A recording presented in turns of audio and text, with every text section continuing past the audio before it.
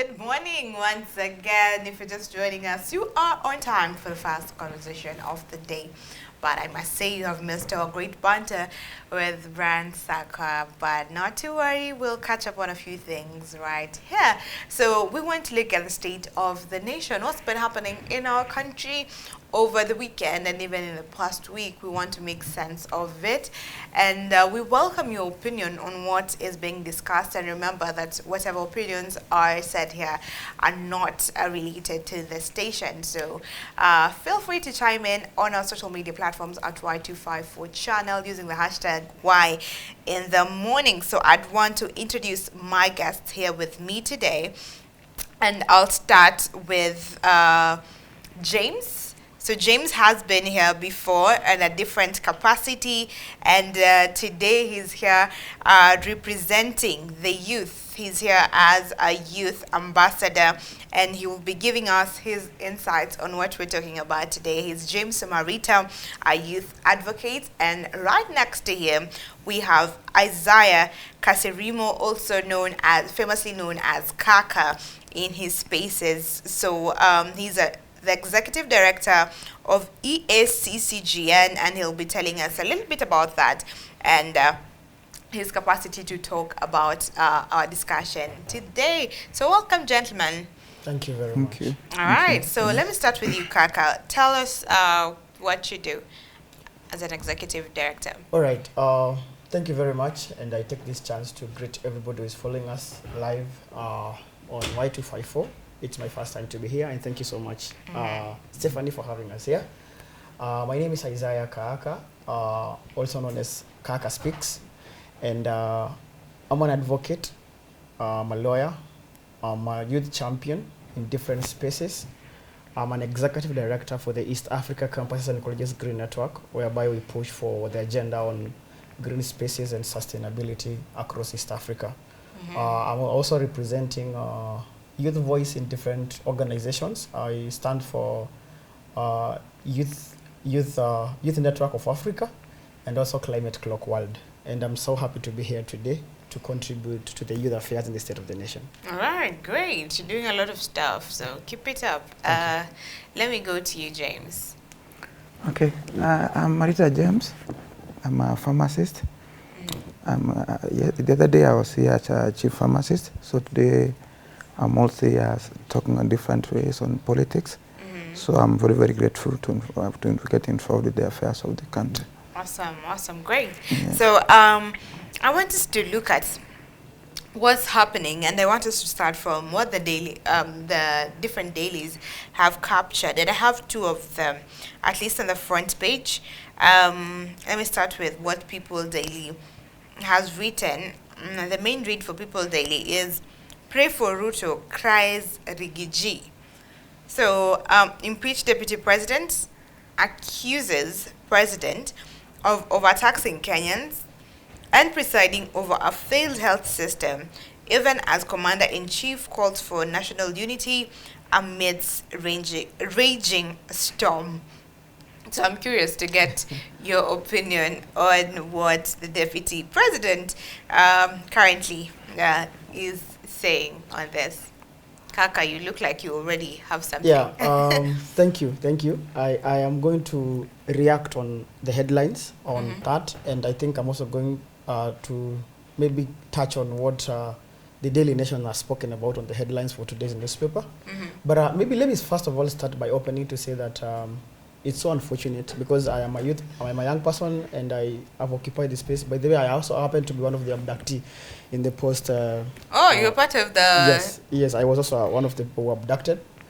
And it is something that I know that many young people, many, I thought we know that the past finance protest bill that was just dropped, it really brought a lot of conversation in this country, both positive and negative. But I want to say that before even maybe I chip into that, I want just to say that I think it is the right time that the young people have actually opened their eyes in terms of governance.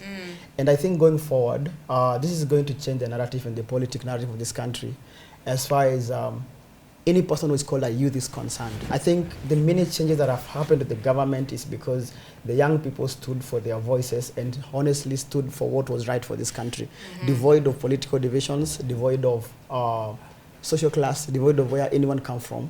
I think it's the right time for everybody to stand for where they're speaking and where the voice that represents the people, that what it means exactly to be. And what happened is that we all know that it is not yet time for vote. We all know, everybody knows that it's not the time for us to go for elections. We have about like 2 years down the line for us to go for election. But there are so many things that are happening in this country. One is because the economic social status are being pushed to an extent of hiding more things that are behind the curtains. We've seen the impeachment of the deputy president happenings. But on the honest opinion is that we feel that amid the impeachment of the deputy president, there are also other things that the government is hiding behind the curtains for them to push for. We've seen Adani deals. We've seen what the court the other day ruled unconstitutional, and it was held back for it to make sure that these things follow the legal process. We also, on the health sector, we've seen what has happened, and some of these things, these systems are actually not working. People are stressed about there. People cannot get the social health, security and all that. People are not getting the facilities that they need in these spaces that touches the public offices and all that. So an honest opinion is that amid what is happening with the impeachment of the deputy president, we need to be amicable. We need to stand out, and because they're not really into this, because they're quite aware that the young people has got a lot of information. We are also aware that some of these metrics that the government is pushing for is actually things that are against the law. For example, what has happened is what the headlines actually say about the interests of individuals. Yeah. The superseding things. I mean, coming to an extent of what the appointment of, for example, the CS interior look like. I mean, all these things have not followed the law. Have not followed the constitutional partake. So the mandate and the rule of law in this country, to whoever it is, whether it's the executive that has got overruling powers, must obey the law. Okay, so they must obey the law. Yes. So the law should be as should be the governing. Whatever governs the decisions that are made in the country.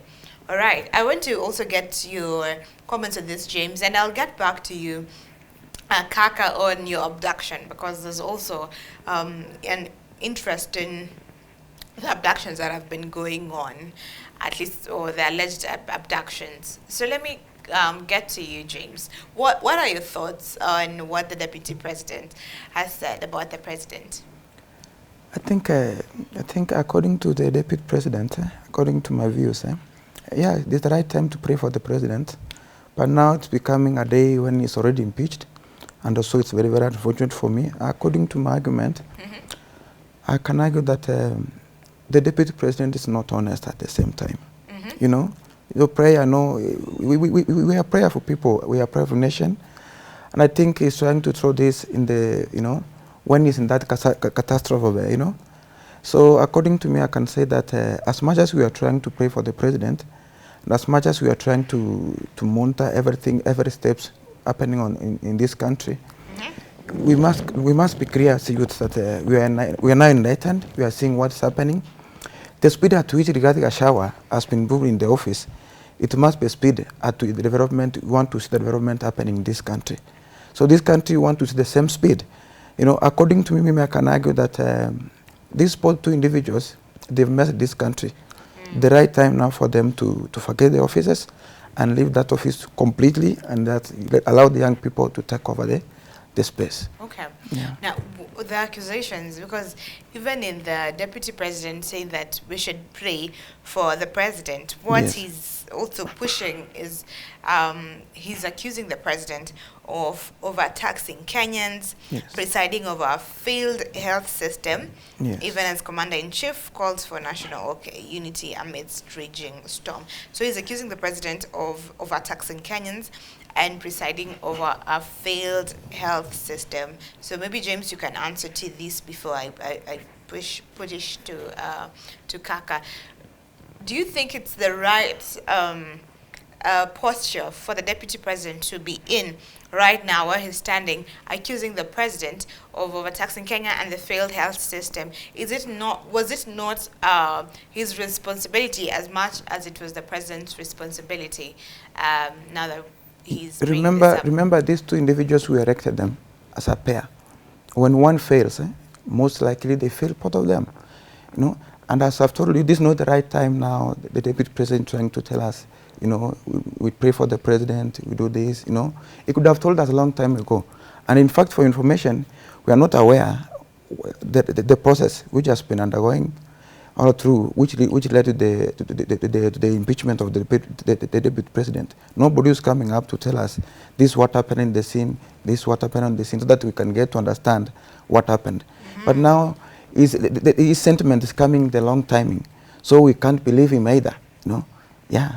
Okay. Yeah. So we can't believe him. What do you think, Kaka? Is he in the right position to accuse the president of what he's doing? First and foremost, the fight between the president and the deputy president has nothing to do with the citizen of the Republic of Kenya. Reasons is because we've seen on the finance bill, it is what actually has pushed the budgetary allocation for the First Lady and the First Lady to the President, and also the First Lady to the Deputy President's allocations to be dropped. As we speak, initially before the finance bill was dropped, the office of the Deputy President's First Lady used to get an allocation of 527 million Kenyan shillings. Mind you, as they receive this money, there's someone somewhere who cannot afford education. There's someone else somewhere who is struggling to, you know, afford the basic needs. Okay, I'll speak on the aspects of the law and also the process that has been followed. On the impeachment of the deputy president, I don't want to say that whatever intrigued the division between him and the president was pushed by certain factors, but if you look at the three arms of the government, that is the judiciary, executive, and the legislature, in the Kenyan's law and in the Kenyan setup, we have what is called the overriding powers. The executive has got so much powers, considering two factors. Factor number one is that the president is the one with the party that formed the government. So if I was asked on a very honest opinion, if Gachagua should go, the president should also go. What is he doing? They are all both in the same selector, on the same docket. If one fails, we should not have blame games. I mean, they should all both pave the way and go. And it's as simple as it is. We've seen the housing levy thing. People are sanitizing politics in space of leadership on this country. Article 10 of the Kenyan Constitution speak about the national values, for example. And it is the mandate of every citizen outlined at Article 37 for them to stand out and basically question these leaders. Why are you doing this? I'm sorry to say so that the housing levy bill already passed, and it was ruled the other day. It was ruled by the three benches judges that it lacked the basis of the ruling and all that. But Gachagua is a crying baby in this case. Imagine, I mean, it does not really concern the citizen of this country. It is okay. They can go through the judicial process. They can go through the court. I know they are planning to go to Court of Appeal and probably the next phase. But what I want to say is that one does not have to do with the citizen of this country. Let them fight themselves. But in fact, we are also looking for a best way for also Ruto to go, and that is our stand. Because one is that overtaxation for Kenyans we've seen, and it is enough. We have also seen cases whereby. I mean, it is just so much for the people of this country. If people here, I know my brother James, if you took time to go through what the things that were actually channeled touching to the citizen of the Republic of Kenya, the increasement of the VAT tax to what was pushed for. Luckily, that one was not passed through, but the thing that people are going through and sanitizing politics to so many things, my honest opinion is that both were pair when we were voting for them. So the deputy president ought to have been the next advisor to the president. But for him politicking around the nation and saying that, this is bad, this is good, and many other things that the court alleged against the deputy president, to me those are scapegoats. And I think is the right time also. The same way Honorable Mutuse brought the idea of impeaching the deputy president, we also want another member of parliament also to formulate a motion and bring them to the National Assembly and say, we also now want to formulate a plan on how we can be able to impeach the president also to go. All right. And you know, you say it with such boldness. And some people are intimidated to say that. You know, some people who have said that on the online spaces, we have found that some are missing, you know, or some are being abducted, and you know, so how does it happen? And I'd want you to answer right after I talk to James. But how is it, do we still have the freedom to say what we really want to say, what we really want to see happen in this current environment that we're in? Are we going to a place where we might not be able to speak our minds like we should? But James, before you answer to that, James, you know, we have been speaking about the deputy president and the president, and this is the second time that this is happening, the president not working out with the deputy president, because in the previous regime, we saw the former president Uhuru Kenyatta and Ruto not working out, and what the deputy president said that he was ousted, and, you know, there was nothing he could do to, you know, to advise the president and everything. So it's almost the same narrative now when we look at the deputy president. He says that he's the truthful man, and the president is someone who cannot be advised, and that's why the president took fault in him. And he said a lot of things that even his life was put in danger. He alleged that there were murder attempts, at least twice, you know, and then that resulted to him now being impeached. So is it a trend that we are likely to see when we get the president, when we elect deputy president and president? Who are we supposed to hold accountable? Is it the president who's being faulted by the deputy president every other time? Okay. According to that question, let me frame it this way. You see now, the last regime we had President Ruto and we had President Uhuru Kenyatta as the president. If you compare the scenario happened there before and today, it's almost similar. But you see now, these people, they are used now, it's now a trend. You know, it's now a trend. And we are not going to accept that trend because, according, you know, Kenyan youth, we are really very keen on this politician. You know, what they did there before and even what they are doing today, it's almost the same. So if you look at the way Gachagua is trying to flame these things, everything, he could have told us these things a long time ago. He could have told us that we have a problem with the president, we can't work. But even the 2010 constitution, those people who formulated this 2010 constitution, they have to go back again, the drawing board, and they do some changes, according to me. Because now we need to get somebody, a president whereby the deputy president is supposed to be appointed. I think that's the regime where they are trying to take us. Okay. That they'll have to appoint somebody. If for example, I'm a president, I'll have to appoint somebody to be my rank mate. If it means we'll have to hold that arena, let be that way. Because instead of getting some people, you know, they are starting their marriage, you know, like now in the long run, they're nowhere to be seen. Being divorced. Yes. So you're saying that the president should just stand on his own, and then once elected, he chooses who we will have. I think the 2010 constitution, those people who formulated the 2010 constitution, they'll have to go back again. They need to get advice from the advocates in the court. If they can just maybe formulate, it can just work on that clause of, you know, the president can appoint somebody whom he can trust to work with. But again, the checks and balances now comes in. Who is going to hold this person, you know, accountable? Because somebody who is appointed is as well somebody who can be manipulated in time. So that's a question now we are listening today. Those people who are maybe to sit down, maybe tomorrow, a day after tomorrow, you know. Yeah. Okay. Interesting suggestion there. I'm curious to get your opinion on it, even as you answer a previous question. Do you think that we need to go in that direction, to tweak the constitution a bit, to just have the president being voted for, and then he appoints his own deputy president after?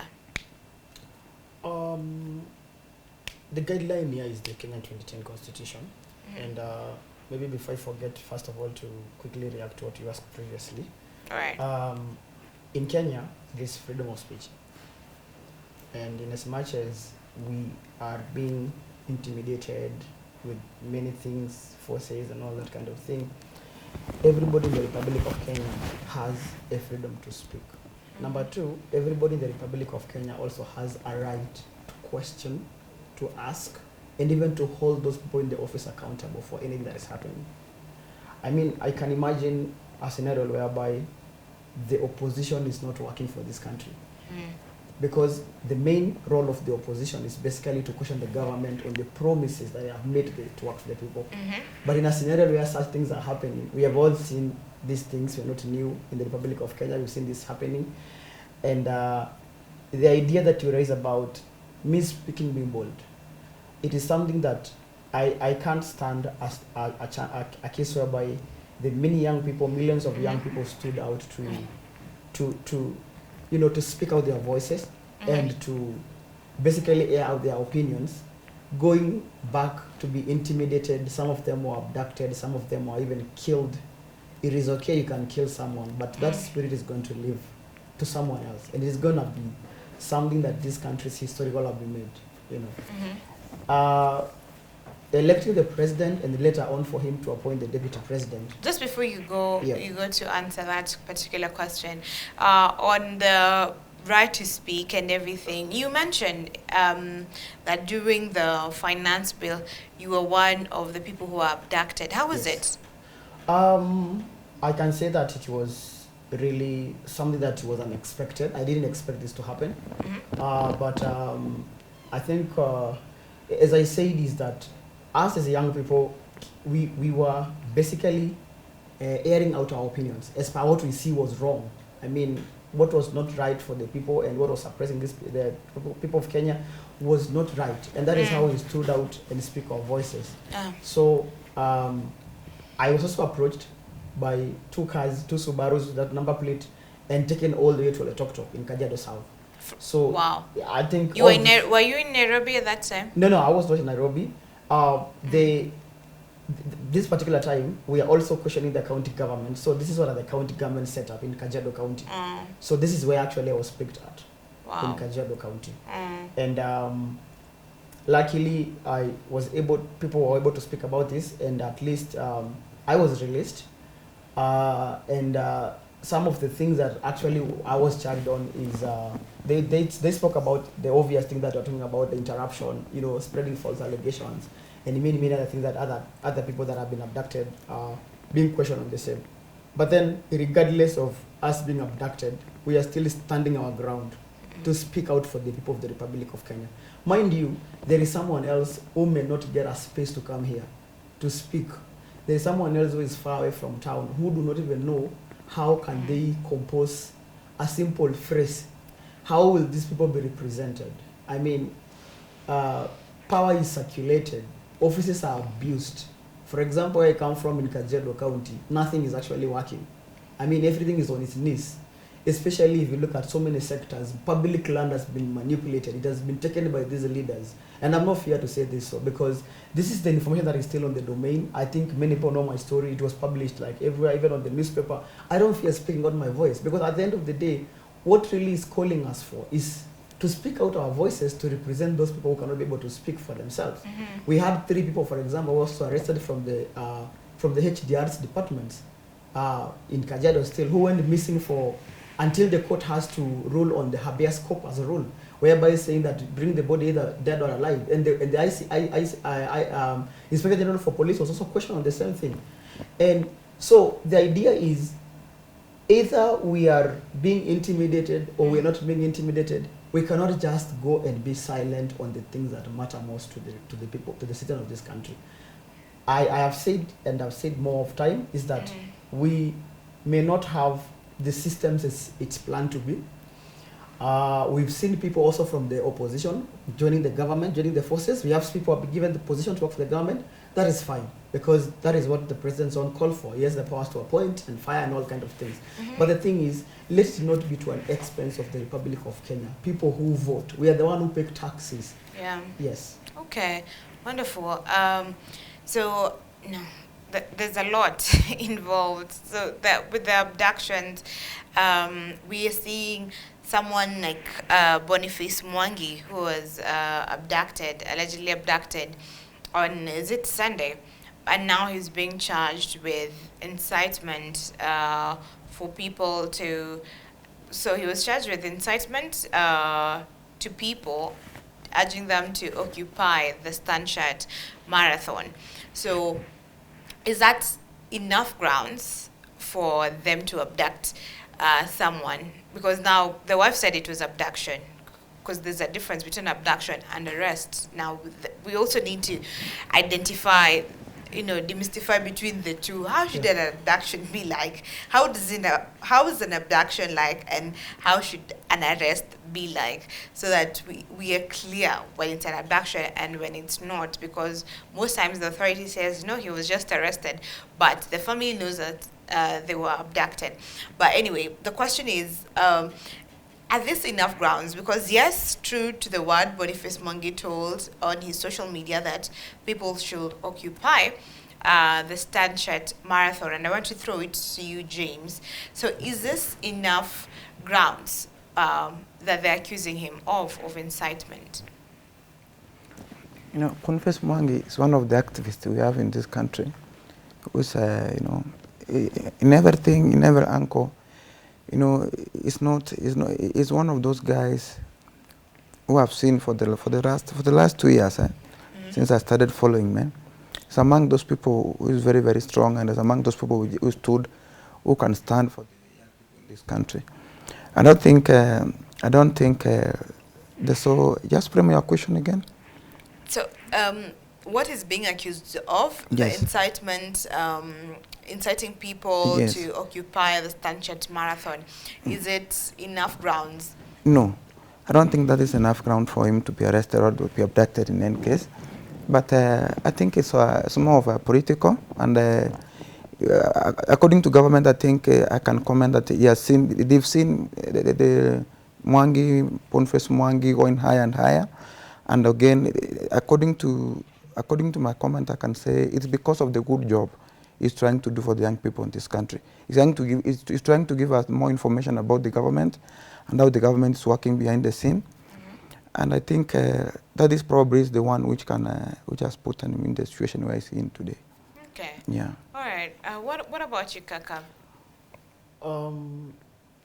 As James put it, is that Boniface Mwangi is been there. I'm here as a legal advisor and also as a legal learner and all that. And I'm not meant to break the law. I'm meant to uphold the law.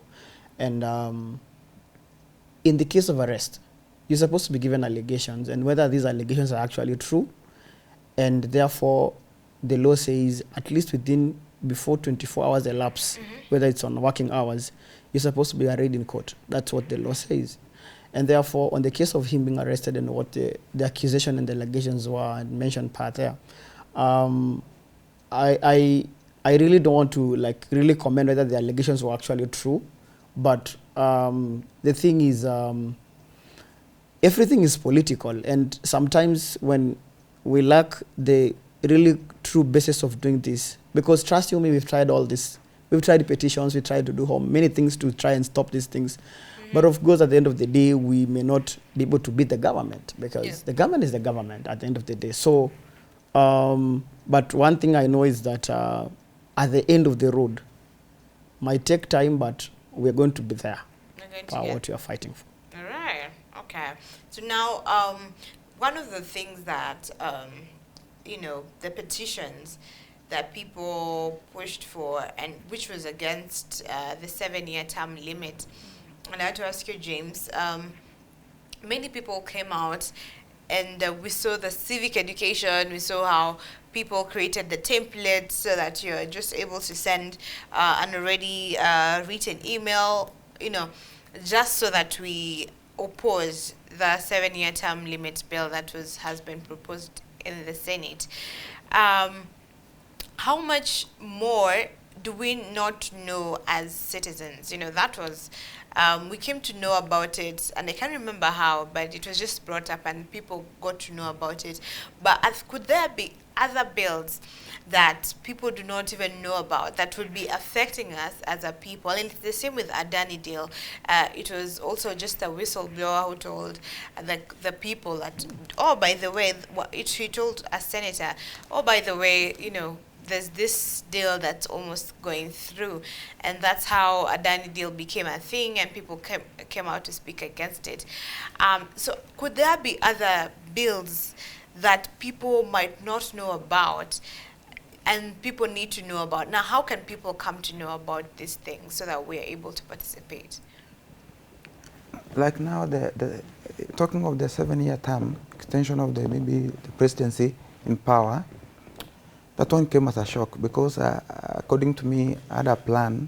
The other day a friend called me from the States, and they called me, you people, are you aware that there's a bill which is being tabled in Parliament extending the president limit? And then I was like, no, who has told you? Because you are very far away from us. And then I was like, you people, you are behind, you know. Just go online. Then I tried to go online, I couldn't find anything. Then later I called a friend who stays at Kitengela, tried to inquire, as a lawyer, a good friend of mine. I said, are you aware that there's a bill being tabled in Parliament, extension of the president's limit? And he told me, yes, I'm aware. And I was like, okay, so when was it done? When was it drafted? For the people to know. And then I heard that there's one of the senator from the other side of the region called the Chirange. He was the one who tabled that bill. He was the one who came to table that bill. And he was the one who tried to facilitate the entire process, you know. And then I was like, no, if you want to extend the presidency, you know, the 7-year term limit from the current term we are in, then it means you are trying to create what those people want to cringe into power also. Like now, young people, they're here to take over this country by storm. Because according the way we are seeing the country is being run by these politicians, especially these millennial people, we are going to overthrow them from power. We've seen a lot, and we are trying to say that we are coming for them. Coming 2027, we are coming for them.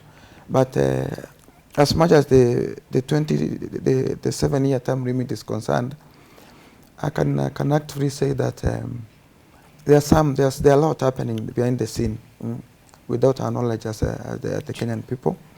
And now the best way, we need now to, as young people, we need to come up with a platform. Like now, the platform of, you know, we need to, of engaging ourselves. And maybe at some point, maybe we can have a representative, you know, so that we are able now to get what is happening behind the scene. What is the government trying to do without our knowledge? Yeah. Okay. Yeah. So we get a representative or a platform so that we know what's going on. Yes. Behind the scene. What's your opinion on it, Kaka? And especially what the president has said about it, because we have even seen memes and people are not buying that the president is, you know, what the president is saying, because the president came out, and I'll try to read it from this daily, that he's not for the extension of the 7-year term limit, but what people kwa ground wanasema ni he's just trying to say what is right, but deep down they feel like he is actually for it, and he might even be the one who encouraged that it be put forward. So Ruto rejects plan to extend president's term to 7 years. He has dismissed fresh efforts to extend the presidential term, firmly stating that he did not support the proposal. So do you believe that the president did not support it? And if he didn't, do you feel like there was something he could do so that it would not even be a discussion? Okay, let me ask you a simple question. When the deputy president was impeached, it was a motion that was brought to parliament. The same way a senator brought the motion, all right? Yeah. And I'm sure most of us, probably also James, probably they saw the email. What was the email for that? if this was not okay. I don't know that you guys have seen that short.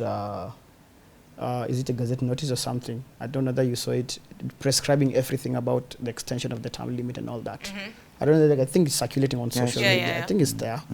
It's there. If you read that, because I'm pretty sure whoever wrote that one is someone who understands the law and everything, and it is more into the fulfillment what this is all about, and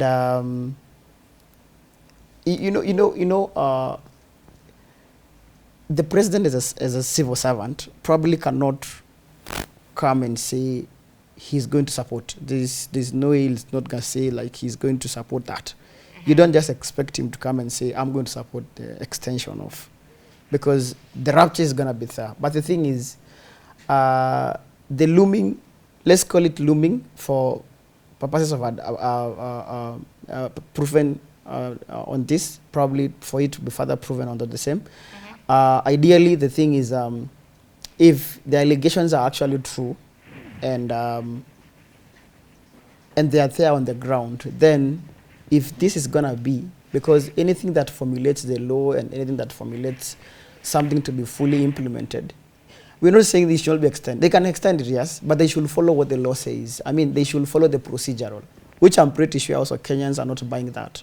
Because that means changing the constitution. Because what does the governing body of election in Kenya, that is IEBC, what does it say in terms of how long should the president be in the office? So that means that it is basically for us to change the constitution again to read it differently, because you cannot have Ruto ruling for 7 years and again someone else is coming to rule for 5 years. It doesn't work like that. So if it is for 7 years and then we're going for the second term for him, how many years is it going to be? 14.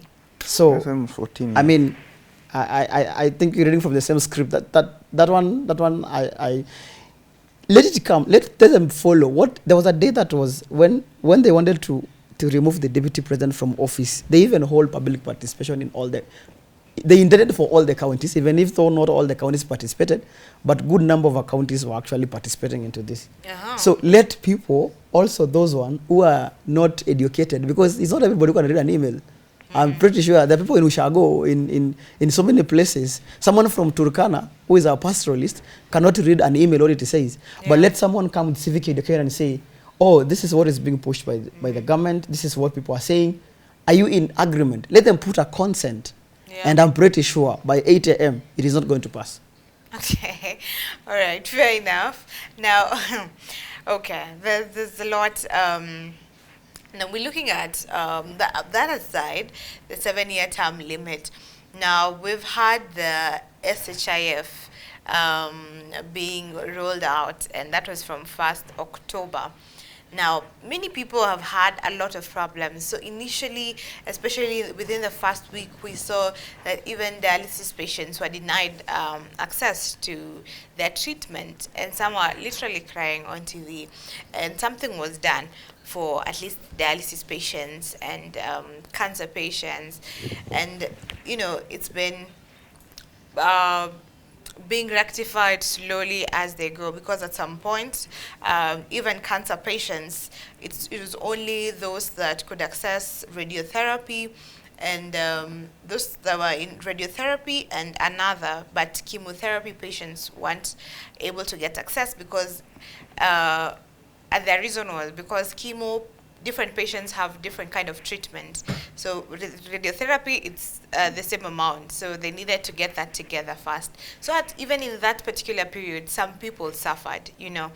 And even now that the critical care patients are able to get treatment, there's still a problem with the registration. Every other day when you go to SHA offices now, previously NHIF, you'd find a lot of people there, and you'd find that they're old people, that they don't even know how to use this system. They're expected to go to the cyber or do something around it, and they can't access this treatment until they're able to be registered. And there's a problem with the system. So is it fair that this had to be rolled out very fast when it was not yet ready? Because on this particular daily, it reads Ruto blames SHIF delays on teething problems. And so Basically, so delays in the implementation of shift are attributed to teething problems that will be addressed soon, and that is what the president said. And now, salaried employees will pay 2.75% of gross salary with a minimum contribution of 300 per month, and then NHIF was of course discontinued last month. So, James, what are your thoughts on this, even as we close? I think matters healthy. The president need to be, even the rolling of this Shaha, you know, it has really affected so many people, especially for those in the dialysis area. I think that is, if about those people who undergo the Samata test, those people who undergo dialysis, they're the most affected people. And the timing at which they brought this, the entire program was not necessary. I think whoever was already the president, the program was so fast to be implemented. And the program, if you compare the NHIF and the Shaha, the NHIF, I think they could have given the stage at which this program was supposed to start. For instance, if you go to, you remember this 76-year-old who complained the other day, was really crying for the dialysis part of it, and such kind of, and most really touched me, and I felt for that mama. I think the entire program, the Shaha program, it's really it's really malicious. It's not something which we really anticipated for this country. I think the program came in as a result of it was so fast implemented, and according to my argument, these people, they could have taken time to examine the ground, to examine the entire process, so that now, if they are able to chip in this share thing, at least it was supposed to come slowly, then it takes off. But the way it has been formulated and the way it has been pushed to people, it's really very, very malicious. So according to me now, I can argue that the government should just go back and look about the entire process, and at least give the entire people the way forward before we transit to the regime of Shaha. Okay. Yeah. So they need to take time. They need to take time to listen to people, and then from there gradually they will implement such a kind of program.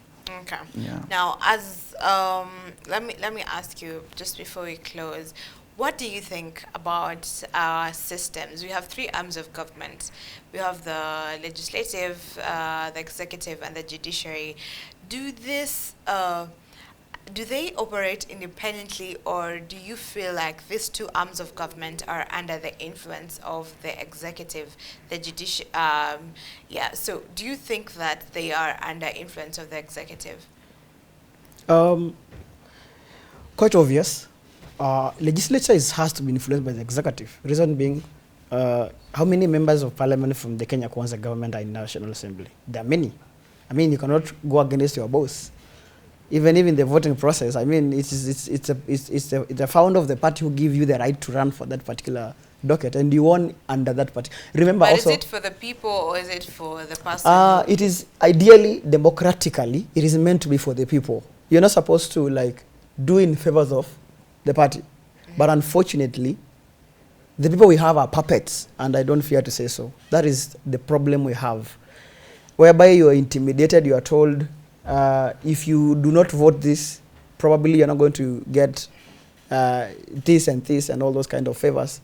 I mean, we've seen, for example, the MP for Kiharu, what on the whole of this process, what he said and the aftermath of all that has happened. People were taming him on social media as disloyal to his boss. So does it mean then that you're working for Y254? Does it mean that if today Y254 violates something and you speak about it, they are going to eliminate you from it? That is not how it should not work. So one thing I've said earlier on here, that the overriding powers from the executive, and that is the problem we have in the separation of powers, whereby judiciary exists independently, per se, influence from the executive has to be felt in the lawmakers in the legislature are they have to somehow work apart the needs needed by the executive. There are very few people who can be able to stand for the right in the people that voted for them, like people who voted for you to represent you, the electorate from your constituency. Yeah. There are very few people who can be able to stand the pressures of the executive and others. But let me say that we hope so that in the near future, I believe that we're the leaders for, not even for the idea of tomorrow leaders and all kind of thing. We are the present leaders, and that's why we are occupying these spaces. And also, probably, my last thing is, I really emphasize this. I was in Citizen the other day, and I always say this. If you're to die for fighting for a good cause, you're going to be in the good books. You know what the good book says? You know, I think one of the Beatitudes says, you know, sometimes you go through distress, but at the end of the day, if the reality and the truth was found there, then probably the promised land in heaven, I don't know, I have never been there, but I believe there's heaven. You're going to be somewhere. Okay. My call and beckon for every young person, wherever they are at. And this is not an intimidating statement from wherever I'm speaking this from. I'm not trying to intimidate anyone in the government, but I'm saying this. There was a time, for example, even those people in power had nothing. Even meeting the basic needs was a problem for them. Why should it feel like because you are now in power, you're cruising big machines out there? Why should you forget that person who cannot afford education and medical bills and everything else outside in the village? Okay. I'm calling out for the young people to stand out for their voices wherever they can, and use also these channels. And I thank God because of the freedom that exists in media. Thanks God for the laws of Kenya, because they have given you freedom to speak about these things. Host as many young people as possible in all the professions. I will encourage also you to have people here who can be able to contextualize about the SHA thing. I'm telling you, there's a lot of mess in the health universal coverage. Okay. Thank you. All right. Thank you very much, Kaka, for expressing your views on this particular discussion. Where can people find you if you're comfortable to share your social platforms? I'm on X. That's on X. Kaka speaks all across the social media. Okay, Kaka speaks across all social media. And to you, James, where can people find you on social media? And if you have a final thing that you want to say. Okay, my final thing I can comment on the accountability. Good governance and accountability means when you are having a government which are able to take good care of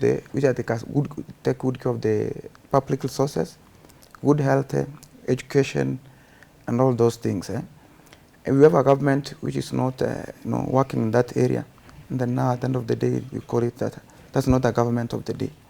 And then according to young people outside there, I just encourage them, this is our time, we need to wake up, we need to read this country. Yeah. Okay, thank you very much, James, for sharing your insights on this topic as well. We appreciate you, gentlemen, and we hope to have you for more discussions on our nation. So that has been James Marita, who's a youth advocate, and we've also had Isaiah Kaka, who's the executive director of EACCGN, talking to us about the state of the nation on matters politics. I hope you've taken something from it, and you are welcome to share your views on Y254 channel. The hashtag is Y in the morning.